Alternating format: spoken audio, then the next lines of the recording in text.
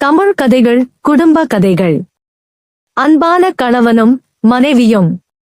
இரவு நேரத்தில் கணவன் உண்டது போக மீதமிருப்பதை உண்ணலாம் என்று காத்திருந்து கணவனும் வந்து அவன் பக்கத்திலிருந்து பரிமாறி பேச்சு சுவாரஸ்யத்தில் கணவன் மிச்சமில்லாமல் உண்டு முடிக்க மலர்ந்த முகத்தோடு பாத்திரங்களை ஒதுக்கிவிட்டு வரும் மனைவியிடம், நீ சாப்பிடவில்லையா என்று கணவன் கேட்க, எனக்கு பசியாக இருந்தது, அதனால் நீங்கள் வருவதற்கு முன்னாலேயே உண்டு முடித்து விட்டேன் என்று சொல்லும் மனைவியை வரமாகப் பெற்றவன் என்ன செய்வான்?